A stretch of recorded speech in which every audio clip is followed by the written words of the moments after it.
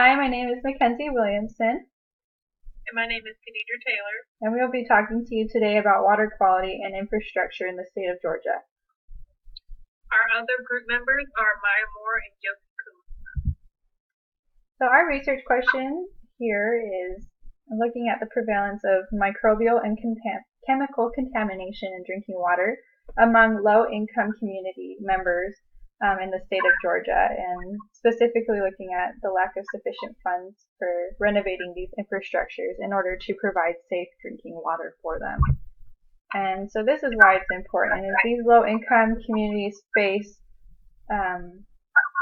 these situations of poor sanitation and poor water quality in their areas, and we're looking to improve interventions in order to provide funding for these areas and get them the proper water and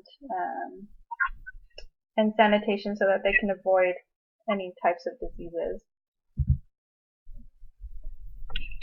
From 1982 to 2015, between 9 million and 45 million Americans have been in violation of the Safe Drinking Water Act from their drinking source.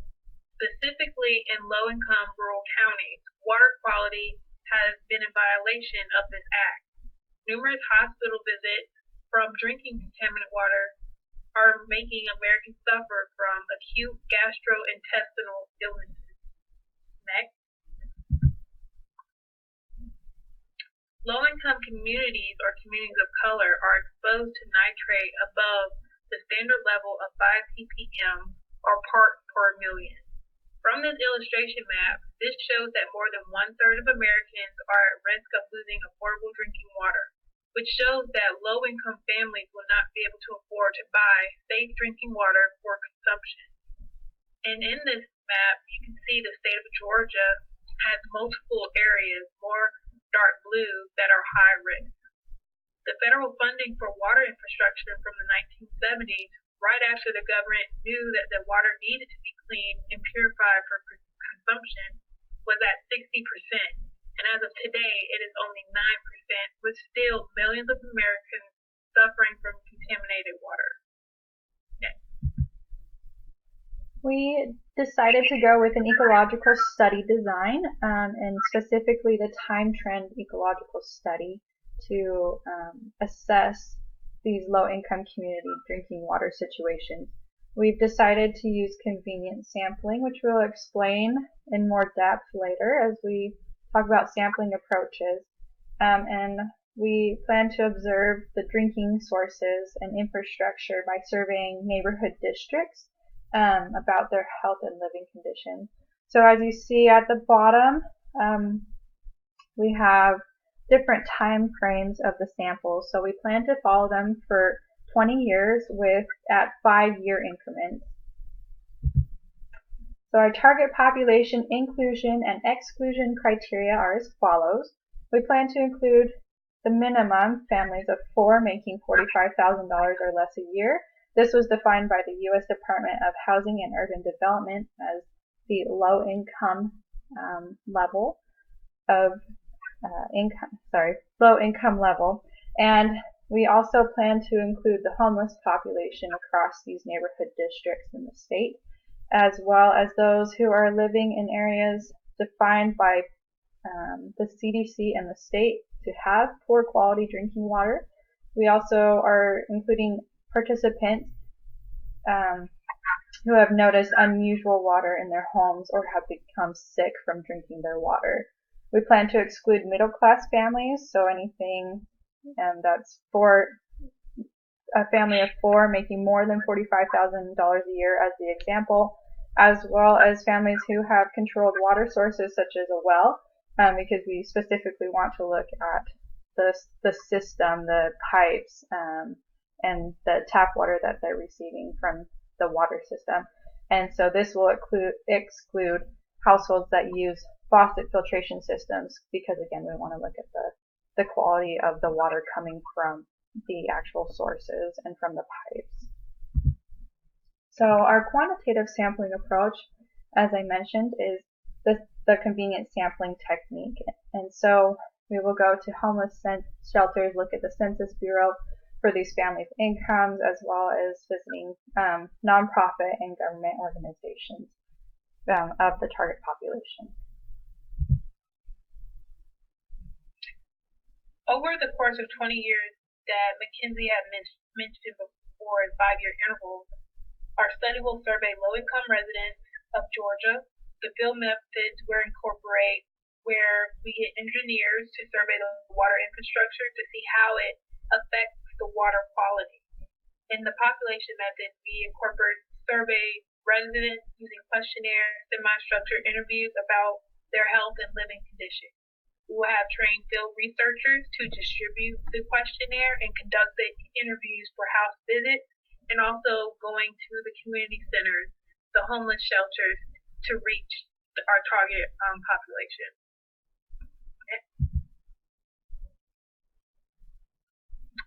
For the unadjusted analysis, we will make an Excel document that will include the max, min, standard deviation, and confidence interval and coefficient of variation with the following listed below.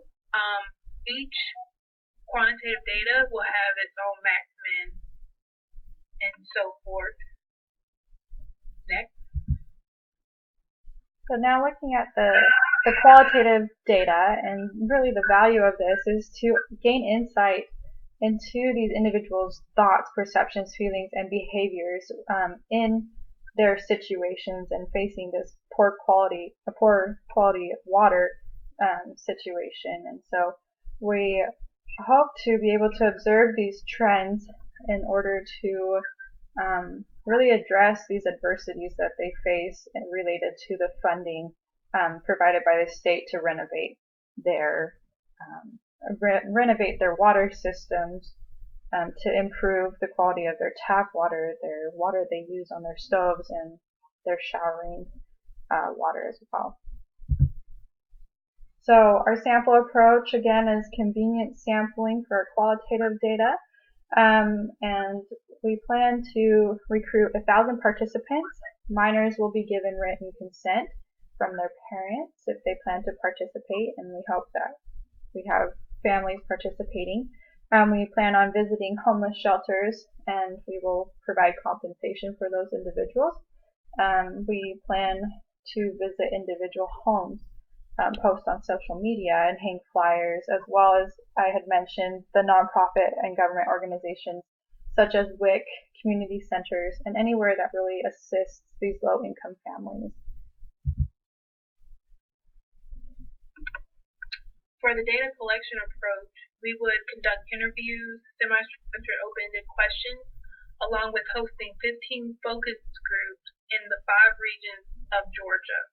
The diagram illustrated basically the orange dot shows which location we will host a focus group. And there will be 300 participants out of the 1,000 participants, and each will be a part of the focus group, at least 20 individuals at each location. Next. For our qualitative analysis, we will examine the infrastructure in the low-income community.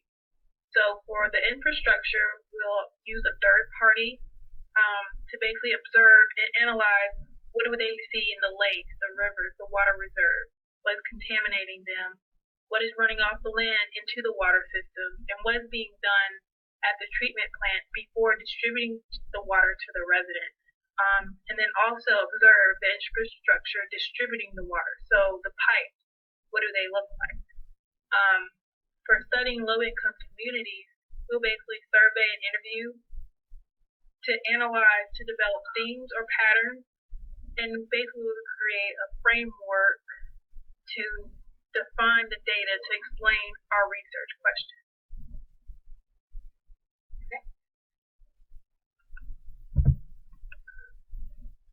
In conclusion, we're trying to bring awareness to officials to provide more funding to improve the infrastructure of how water is distributed in low-income communities in the state of Georgia. Because eventually, low-income families will be unable to afford water as a resource to their families. Thank you for your time, and this is the end of the Public Scholars presentation.